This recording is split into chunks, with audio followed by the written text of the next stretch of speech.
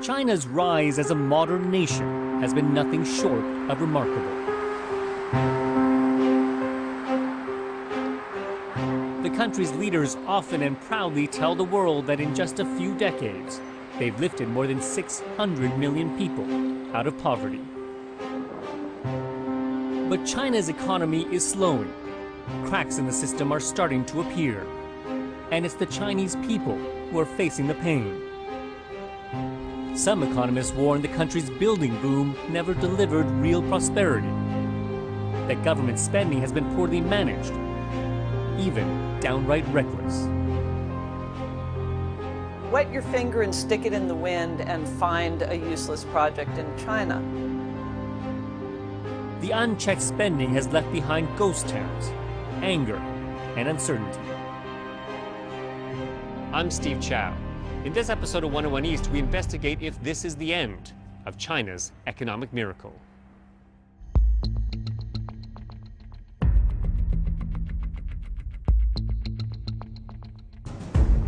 In northeastern China, a brand new city has risen out of farmlands. This is Shenzhen, locally known as New Fushun. It's entirely deserted, a ghost town of epic proportions, 22 square kilometers of emptiness.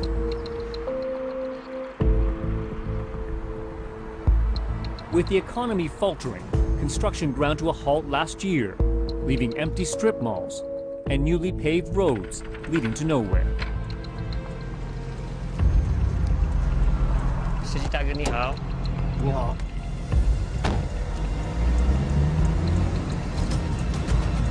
We meet Meng Xijun, a taxi driver who agrees to show us around. 这个楼也是还没盖。这不是要这就叫烂尾楼。烂尾楼。资金跟不上溜了，就不盖了。空气在这里不会回去。空气是这个样。Xijun grew up in Old Fushun, the original city a few kilometers away. He believes the government has squandered taxpayers' dollars and squandered their future, his future.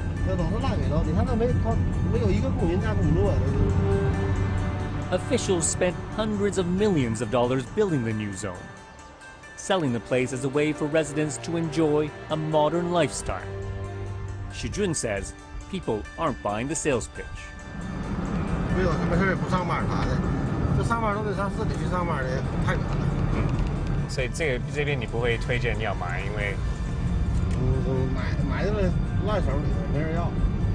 这中国就这样事儿，一个党执政，别的党没有参与权。For 30 years, Xijun worked at the city's aluminum mill nearby. But in 2014, as China's economy slowed, he was laid off. Rather than massive building projects, he believes money should have been spent on helping retrain workers. Instead, he's had to fend for himself. From making $50 a day at the factory, Xijun now averages less than 10.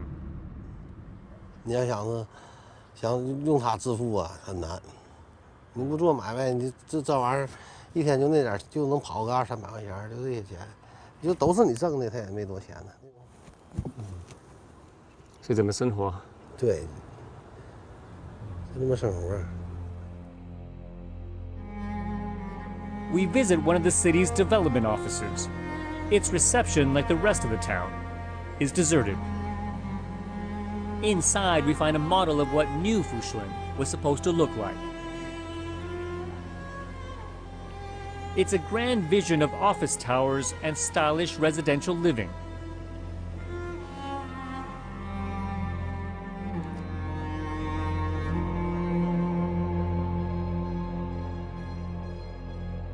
The centerpiece of town is called the Circle of Life, a 60-story structure made from 3,000 tons of steel. It cost $16 million to build and was meant to attract tourists. But they, like the residents, are yet to materialize. Even more troubling is that hundreds of deserted cities like this can be found across China.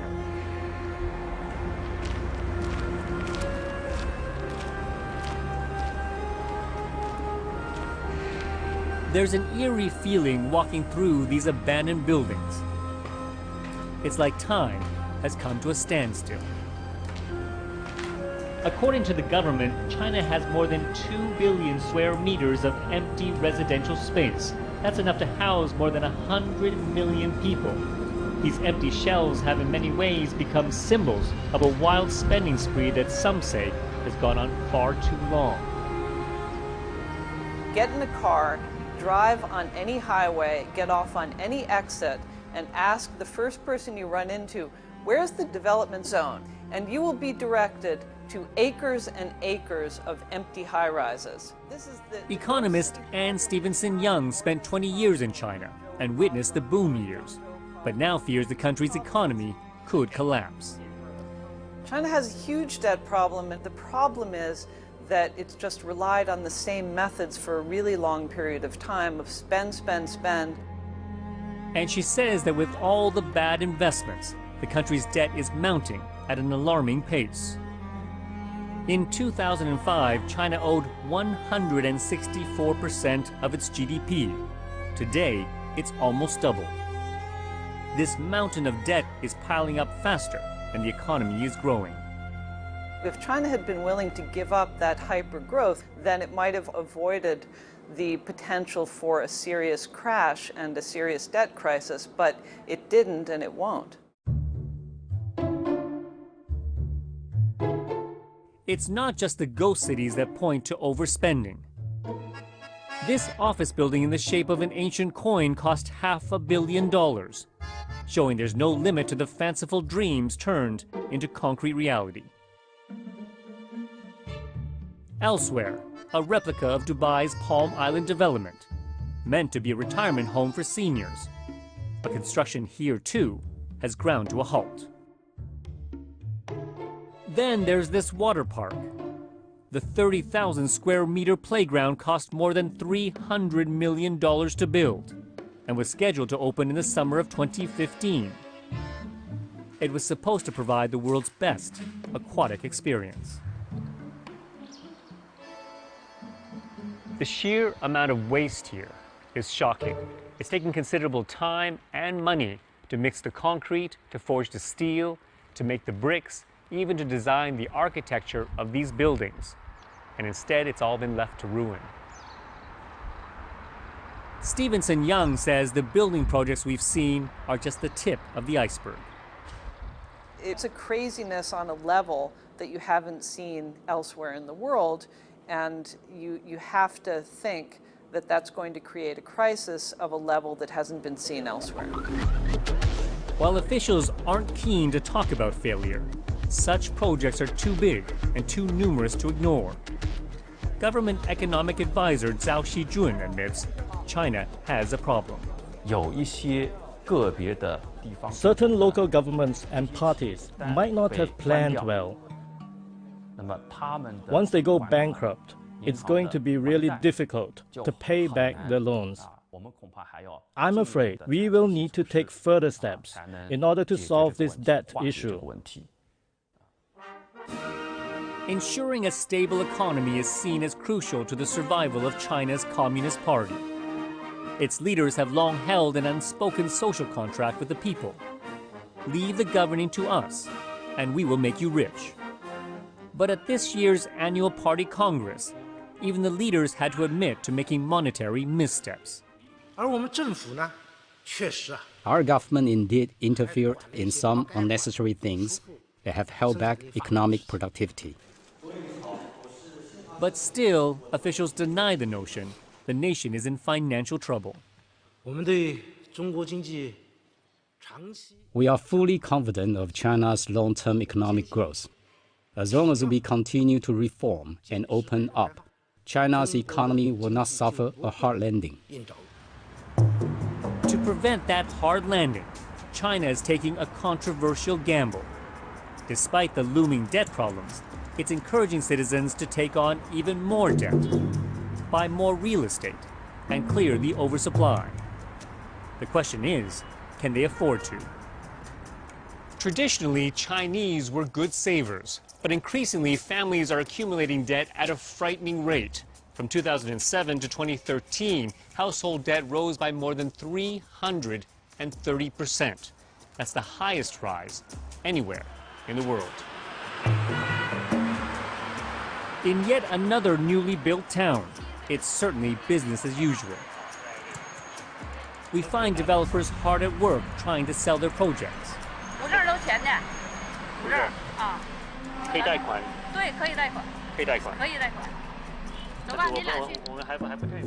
We've heard that some developers and agents are so eager to sell, they're offering ways to obtain fraudulent mortgages.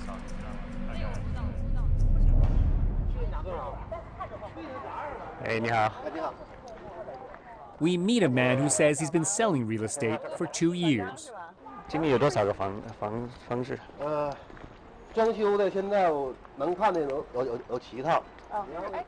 Using hidden cameras, our producer and I pose as a couple interested in buying a home. Buying property in China used to be one of the safest investments, but the bubble has since burst in many of these small cities. That's not the story our agent is telling us. He says the price has already risen tenfold.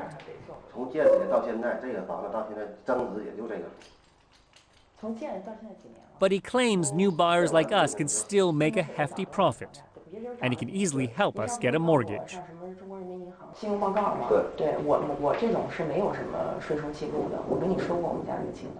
When we tell him we don't have any income earnings to show the banks, he suggests we fake a letter of employment.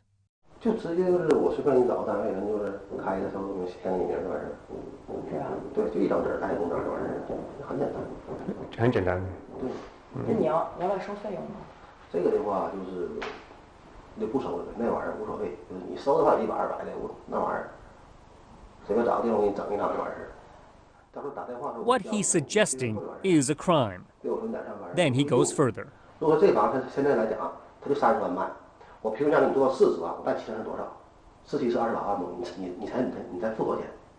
Falsifying sales certificates is also illegal.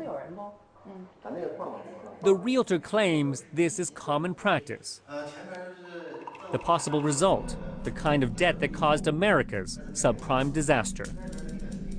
Now it could be happening all over again here in China.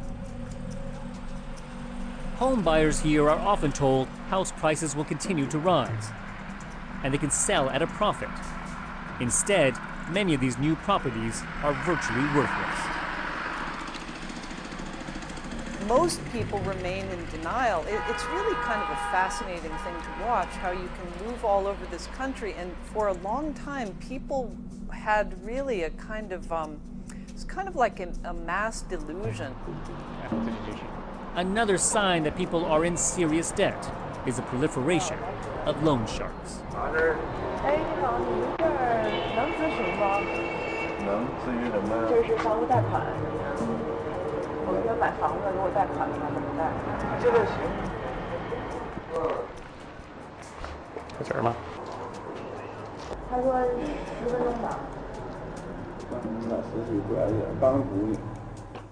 The men admit they charge back-breaking interest for their loans.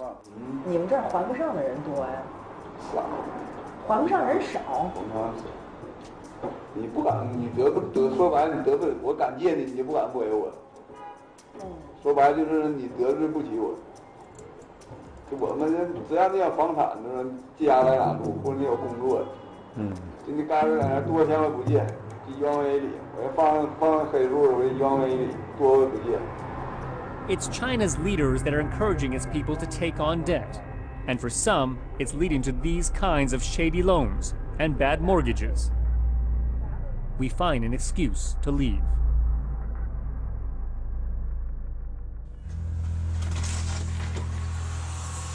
One of those worried about paying back her mortgage is Liu Junsha. She runs a scrapyard in Old Fushun. During the boom times, Junsha was encouraged by the government to take on debt and buy into the real estate dream. In her case, she bought 2 apartments, one for herself and one for her elderly parents. But now she can't afford the mortgages, and the threat of bankruptcy hanging over her is making her physically sick.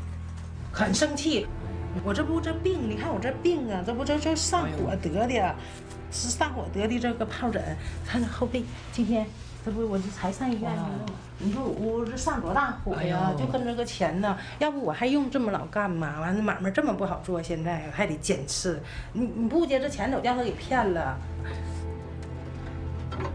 With the economic slowdown, her scrapyard is failing.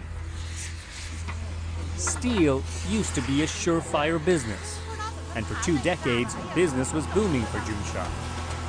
There was an endless demand from government-funded building projects, and the steel mill next door bought anything she could sell them. 这是08年，在我刚干的时候钱也好挣，上收购站就拉货，完了给拉铝，俺家主要是铝合金，拉铝合金了、件铝了，针对铝那个时候，这刚我没整那时候，年轻时候。现在卖铁卖得好吗？不好，这不又掉价了，这就赔钱，这一嘎巴完了1吨还得赔个180块钱。 And that's had a direct impact on her workers. She can now only afford to hire them part-time. 他们每天来？不每天来，我每天都来，那个没有那么多活儿，就是有活的时候叫他来干1天。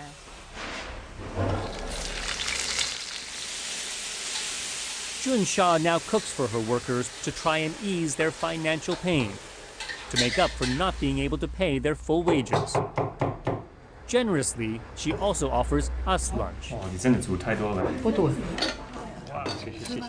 Even though, with money so tight, she counts every cent. 所以自己煮的时候会省多久？多少？自己做的就省很多钱。很多钱了。哦。还比较好吃。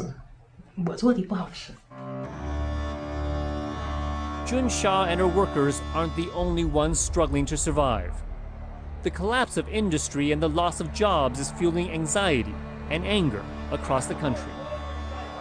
Just weeks ago, in China's southwest, these miners went on strike. Far from sharing in the promised prosperity, they find themselves struggling to survive. 在我们的心中，对这种理解的话，是一种相当不公平的现象。我们是底层人，待遇相对而言不可能，市场风险由我们劳动者底层人员来承担。 The strike here was quickly shut down, and most of the leaders have been arrested. Threatened with losing their jobs, many of the miners returned to work. But during shift change, we managed to talk with one protest organizer, who avoided jail. 那时候你们抗议的时候有多少个人？我们全厂的员工不上班。 Wang Shibing has spent his life in the mines, but it's a life that's getting tougher, with less work and less pay. What finally made them walk off the job was learning the company had cheated them out of their medical and retirement funds. 你们应该很生气。当然了，这个是必然的。现在也是为了生存，不得不委曲求全吧，在企业继续工作。 Under Chinese law, companies must cover such costs because of the toll this work takes. Like many, coal dust is embedded under Shibing's skin and in his lungs. He's also broken every bone in his hand. 不管伤的大小，都会留下这样的疤痕。只要你受过在井下工作的，随时都能够看见他的手上。你拿出他的手，就能够显而易见的，他就在煤矿工作。 Fearing his bosses will discover us at the mine, he leads us to a nearby house, where other miners have quietly gathered to speak to us. 所以你们是在这个矿工作多少年？我在矿14年。14年。你是17、18年。17、18年。13年。13年。13年。 These miners know just meeting with a journalist could get them arrested, but they insist on appearing on camera to tell the world what's happening. 反正每天都在想这个，他们什么时候能跟我们解决这个问题？伤心噻，是噻，寒酸噻，是噻，没办法呀。我假如说我是有个弟弟有个哥哥，如果是在中央国务院或者是哪个来说村里面，肯定我要告他了，那什么了，就把他这样，因为我们家里贫穷，没有那种人士，那什么是吧？ For many, time is running out. One man shows me his medical certificate. He has lung cancer. 我都没回个2-3年路，到这个得了2-3年，现在说得1线，还得1线工作的。那个药公司有帮你们出钱吗？公司没拿钱，都是自己出钱买。自己出钱。我要是都不然请得到，公不公平。 But the miners worry about more than their medical insurance. They worry about how much longer they'll have a job, at all. Many already have been laid off or made part-time. China's slowing economy and a shift away from polluting energy sources has meant a slump in the demand for coal. 原先评下4000多5000，现在只有1000多。担心假如是这个厂垮了，我们有10多万还压在他公司里面呢，那个没给我们，还没给你们，没有。 The only housing they can now afford are small rooms like this, which they share together. They feel left out of China's success. 你们感觉社会是忘记你们吗？我们也在工作，他们也是工作，也是有手有脚的人士啊。人家有了那么大的能力，找那么多钱，开奔驰啊、宝马呀，那说是嘛。我们连自行车家里面那时候，你看那都没有一辆。52了。 你说我们在外面去找什么工作啊？不好找，对不对？你去找什么工作嘛？只有在这煤矿里面，在想法是，再有那说我们是高位矿区嘛，再有2-3年、3-4年嘛，我们想退休了嘛，给我们一点生活费噻。打人把警察打了，现在。 In 2015, a record number of people took to the streets in protest. The government has done its best to shut down demonstrations, arresting and intimidating protesters. But their answer to the economic slowdown won't help the workers. Far from it. Economist Zhao Shijun says the days of propping up big industry are over. 那些确实是产能过剩的。 We call the businesses that have overcapacity or without good futures zombie enterprises. 僵尸企业，那肯定是要把它。 They must be shut down. From your perspective, has development come too fast for China? 中国这个 China's a very big country, and development is very unbalanced. 但是现在中央政府 The perspective of the central government is we need to modify the old structure of development into a new one. 经济发展的这状态。 Bad loans, mounting debt. If the slowdown has been painful for the Chinese, what does this mean for the world? China is roughly 16% of global population, and it's been consuming roughly 50% of global resources. That's going to stop, and that will be hugely impactful to Australia, Canada, Brazil, Indonesia, all of these people, and there's a huge chain of consequences. Meanwhile, those who made China's boom possible will pay the highest price for the national spending spree. That's the tragedy of the political system, this emergence from poverty of China since the 1980s. All these people working in all those factories with all these dreams, seeing their bank accounts mount, seeing a future for their children way better than they ever had. And those hopes, you know, the party managed to suck in that capital, throw it into empty apartments, and those are the people who will be hurt. Back in Fushun, former factory worker turned taxi driver Mang Shijun says he's stopped believing the leader's promises. 经济的确没有原来好了，最起码怎么瞅呢？这些厂子什么的，好像都不像原来那么景气，而且呢，你发展的倒挺快，我工资也没见涨哪去，不一样。就突然就是不知道因为什么东西就都不行了。He says he hopes he's wrong and that the government will fix things. But for now, it's hard for him to see a bright future for his country.